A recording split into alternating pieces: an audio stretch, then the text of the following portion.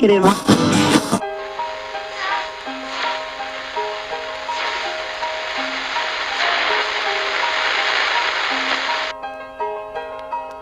About living off the land. I've learned that a lot of these stereotypes that society puts upon us come from ignorance. A lot of these people who say these things like, oh, this guy, he dresses this certain type of way, so he must be that. Or he pushes a shopping cart, so he must be this. And it's just like, all of those stereotypes, I mean, some stereotypes are true, but a lot of the stereotypes, I'd say that 75% of stereotypes come from some ignorant, stupid ass that's just judging people because they can't, can't get past themselves, is basically what it is. And I feel like, I've noticed that I meet more evil people in society who wear suits than I meet evil homeless people.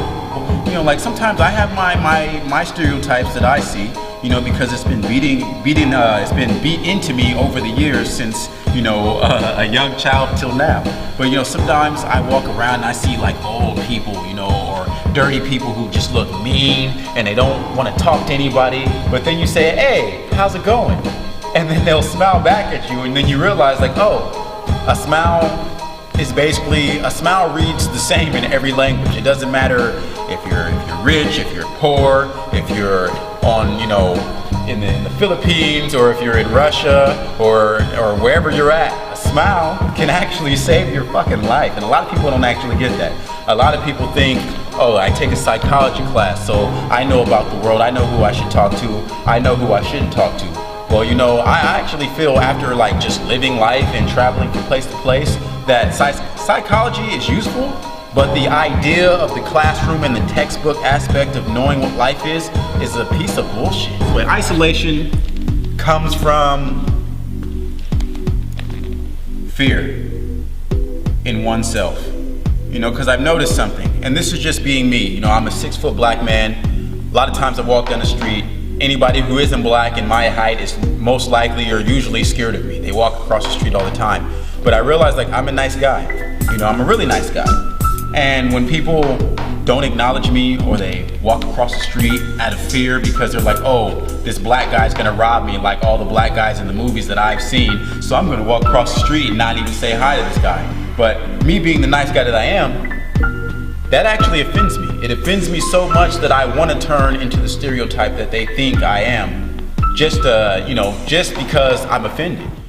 There's tons of homeless out there who have been shit on, who have been kicked to the curb because of political differences, because of family. I'm not gonna lie and say like some of them don't have drug addictions or alcohol addictions or whatever, but I realize the majority of people who are homeless have a different story than the drugs and the alcoholism and all that stuff. A lot of them were just caught in the wrong place at the wrong time.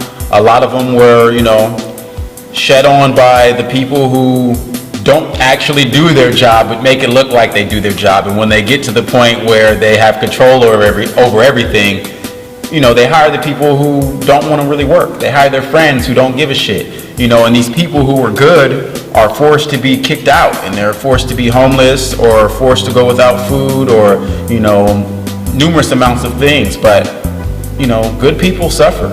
And when you realize how many people in this world suffer, you realize that the majority of people suffering are good. People who don't know what suffering is are usually bad people. And I'm starting to realize that a lot. A lot of places that I go. I'm not saying that it's always like that.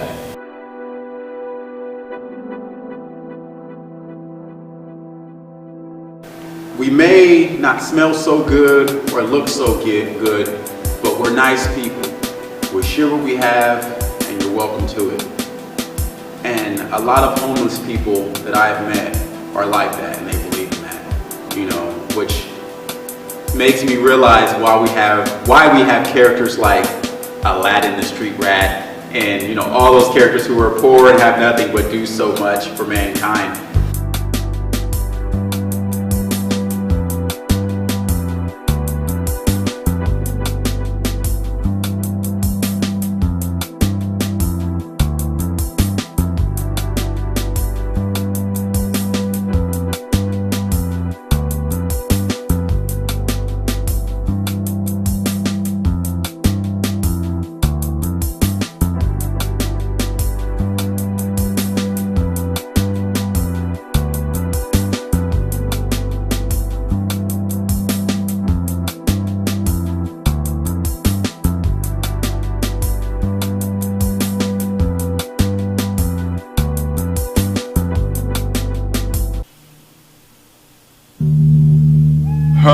father loved me, oft invited me, still questioned me, the story of my life.